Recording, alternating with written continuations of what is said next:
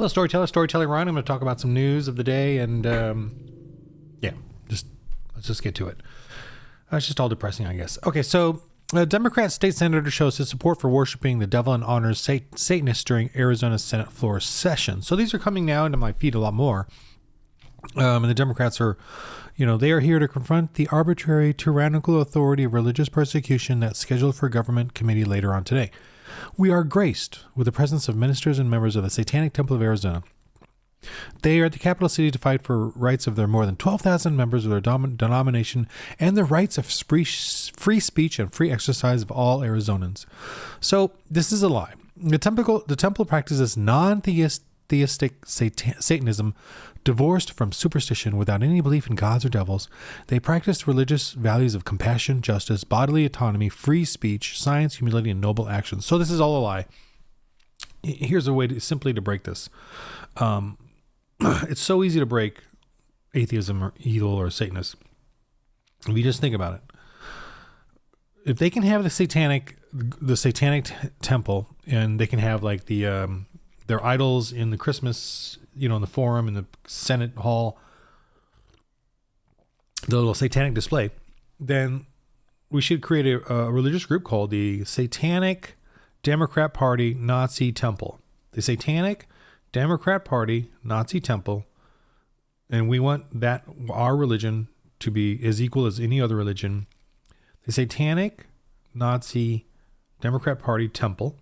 We're not Satanists. We don't believe in Democrat Party. We don't believe in Nazis, but we still have freedom of speech, and we want to have our group and our 12,000 members. And since we're liars and deceivers, we believe in lying and deception. We can say 12,000 members or 20, or 700,000 members across the U.S. We can say that because it's freedom of speech. We can do that. So that's what this is all about. We can just come up with a group. So we're Christians, but we want to make the Satanic Democrat Party Nazi Temple, and that's our. The satanic Nazi Democrat Party Temple religion. And so we want to have our free speech. So that's what they're saying. And also Satanism is the evil of Christianity and Judaism. It's not a religion in and of itself. Satan is a creation of the Bible. So for them to say, that's a freedom of religion, that's ridiculous. It's almost like, well, what's the, I don't know necessarily what the evil is of Islam. But whatever that is, are we saying we can have an evil version of Islam that people can go ahead and go around and do freedom of speech there, and we can put a little I don't even know what their evil is, except I guess Christians and Jews. I don't know. So whatever the evil, Nazi party, then can we have a Nazi temple? Nazi temple, is that what they're saying here? Whatever the evil version of, what's the Democrat Party's evil? Okay, white supremacist temple. Can we have a white supremacist temple? Satan, white supremacist, Democrat Party temple. Can we have that? It's just, So they're just saying that you can just do whatever you want, right? So can we do whatever we want?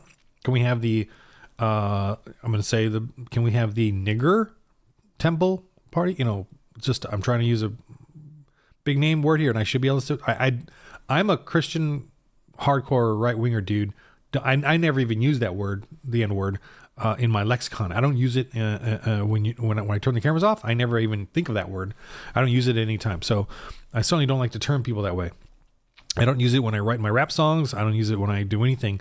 But I would just want to use it in the sense of, well, can we do that? Can we just, if you're saying we can do a satanic temple, can we do the worst, whatever the worst types of words or phrases or evil things that you all deem as evil, can we then make a temple with that, a religion with that, and put a display up in the thing? Is that fine? Because I think we should, as Christians, we should just go ahead and play their game and see, can we do abortion, I don't know, mill, temple, I don't know what, but so that's what this is all about. The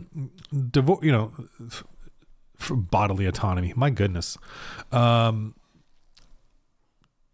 you really have autonomy of your body? Do you really know what your body's doing? Can you decide how long your heart's going to beat? I mean, all right. So that's that.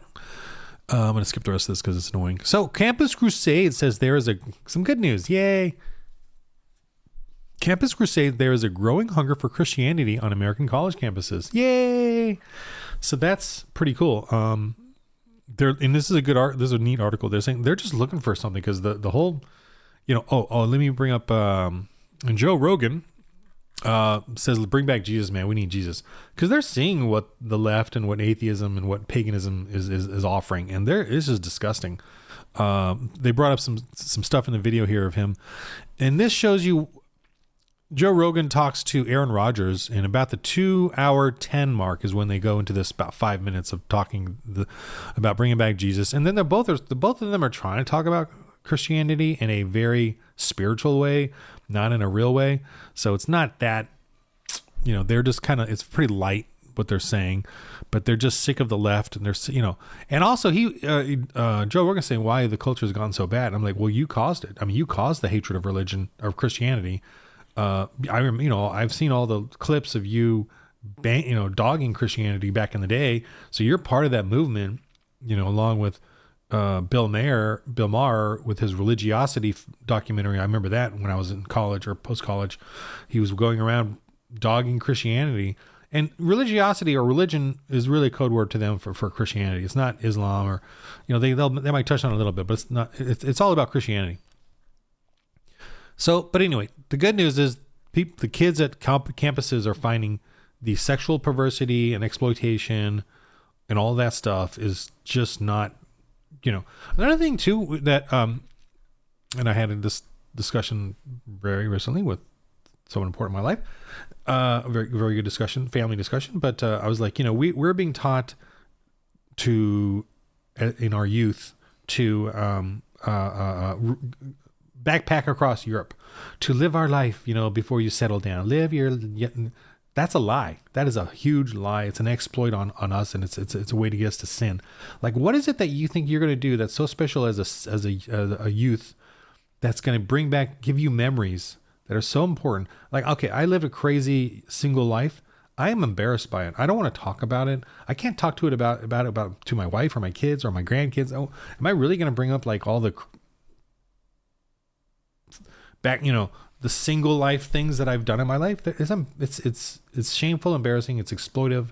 I wish, start your life with a husband and wife and kids early, so that you can actually build something up, and you have so much to talk about because of that.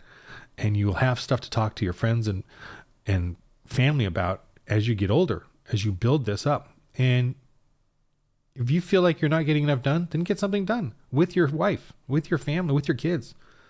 If you feel like you don't see enough of the world, then go see the world with your wife, with your kids. Figure it out. It's because of your laziness, not because of, you didn't do it when you were single and when you had a chance. You can do it now. You just have to do it. And it does it's harder. I don't know if it's harder or not, because when I was single, it was hard because I was just so erratic in what I was doing. When I became a parent, I became more disciplined and understood the hard work and stuff. And it took me later on in life. And I wish I would have had that discipline early on in life, and started all that early on. So I think it's so much better to start your life with someone you love. And then, okay, if you go to Paris, went to Paris when you're young and single, are you going to talk about that with your then kids when you're older, when you were single and young? What if you went to Paris with your husband? You can talk about that the rest of your life, how wonderful that is. When you live a life of ex-boyfriends or ex-lovers or ex-girlfriends and ex-lovers, are those moments in life something you can talk about to your now wife or now whatever spouse or sexual partner? Or your kids, can you now talk about your exes, what you did with your exes? If you break up with someone, let's just say Paris, and you went to Paris, that is dead now. That memory is dead, just like leaving that person. So you've basically erased years from your life.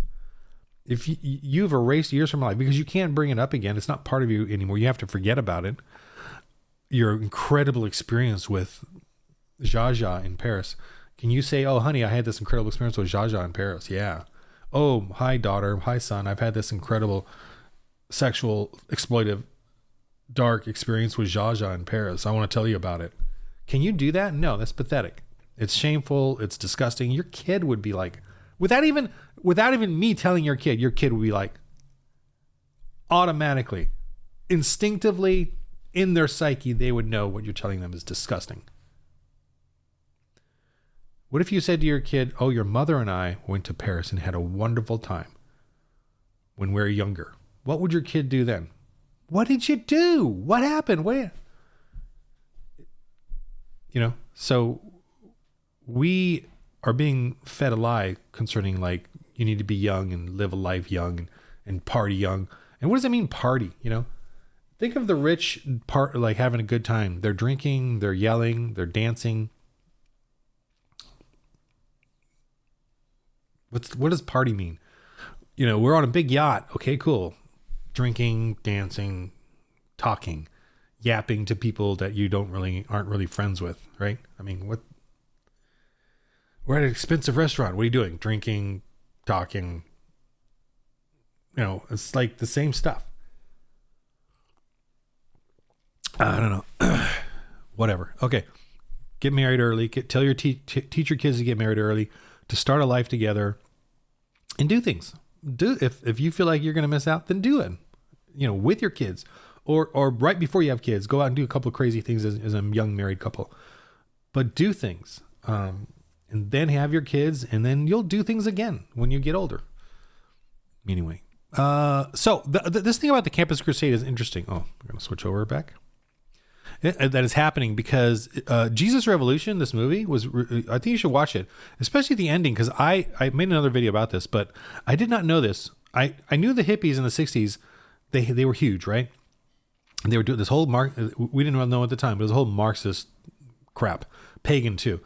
It became drug-addled, the music, everything became so just destructive in the culture, and they ended they ended the Vietnam War, by having millions of Vietnamese slaughtered, when they forced us to leave, even after we signed the Paris Peace Accord, and we did win the Vietnam War, by the way. But a year later, the Democrats and the hippies forced us to renege on the treaty and leave preemptively, just like in Afghanistan, just like what Biden did in Afghanistan, exact same thing. And then the communists decided, well, they're not going to hold their treaty or protect their treaty, because that's the only way you can have freedom is to protect it. They're not going to protect it, so they came in and invaded and attacked and wiped out South Vietnam, and that was because of Democrats and the hippies. The Jesus Revolution happened, and I never even knew about this, but it happened, and I didn't learn about it in my history class. After as a response to the failure of the hippie movement, the hippies ended. And I'm like, wow, what happened? They completely ended. The Jesus Revolution is what happened, and so there was a lot of Christianity happening in early 70s, and then of course the disco. Then of course I guess the hippies turned to disco, and that's that they pushed that on the culture. But the 70s, 80s was a period of growth for us. It was a period of cultural growth. And a lot of the disco, and then into the 80s was very innocent and fun. It was, there was definitely the sexual side of it, but there was always the sin side of it. But there was a lot of family-oriented fun in it as well, and kind of But the Jesus Revolution really happened. It was pretty fascinating. I mean, so tons and tons of kids turned to Jesus during this period because of how horrible the hippie revolution was, how drug-addled, and maybe that's happening today, because they're seeing how the woke culture is just terrible and destroying and destructive. I don't know. I hope so. So the last thing I want to talk about, and I just watched this film, The Mission. I'm just doing the Wikipedia here. I remember even when I was an atheist, I love this film. Oddly enough, when I was an atheist, I still had a Catholic, vibe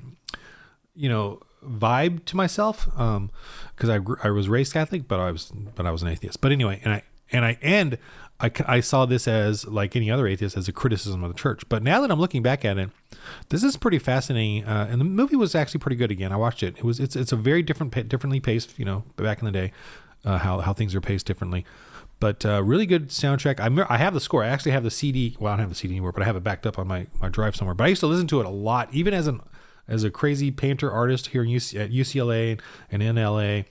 This is like I love listening to this soundtrack.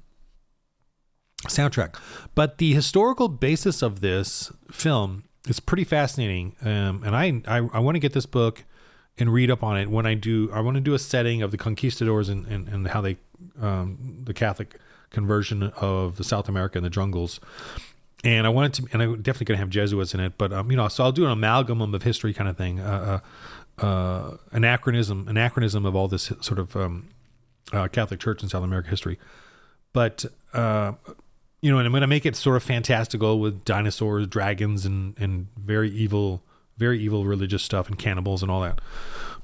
But the story is pretty amazing because the Jesuits, and this is what I really like about the mission, is that it really kind of shows you that the Catholic Church was not as powerful as we all think it was in Europe. It was culturally pretty powerful, but it did not. But still, the pagan class of elite kings and monarchs were still pushing slavery, still doing what they wanted, and the church was in a tenuous, weak position because the Protestants were obviously criticizing them, the Catholic Church, and I'm fine with that. The kings and monarchs were, well, if you don't do what we say, we'll choose another church or whatever. So the Catholic Church did not have as much power as we like to think it did, to criticize and protest them. And the Portuguese and Spanish did a treaty where the Spanish gave up territories to the Portuguese in South America. Thusly, the Portuguese would come in and push slavery on the whole area. And the Jesuits had these wonderful missions of 30,000 Guarani tribes people living in missions. And they were betrayed. The Jesuits and the Guarani natives were betrayed by basically the Spanish, the Portuguese, and the Catholic Church because of this treaty, and then the movement of territories, and the Portuguese were going to bring the slavery and enslave the Indians, and the Jesuits, some of them, the Catholic Church was fearful that the Jesuits would be destroyed, and they were kind of for a while, and then and there was some resistance fighters in the Jesuits to help the natives. And this story is not being told, of course, today. They're not going to let it happen. It's all the problem of the white colonizers, BS. The tribes back then enslaved each other. The tribes slaved each other. They sacrificed each other. So this is a cool role-playing type thing that we're missing out on. Again, we're missing out on these incredible stories of church history, and I'm fine with Catholic church history as well. We're missing out. We're being lulled again, like I said, about these all RPGs. When this is an intense setting that I would love to just delve into and, extrapolate it out with more fantastical, mysterious, evil, demonic type adventure as well. But man, I really do want to do this Latin American type setting. That'd be pretty cool.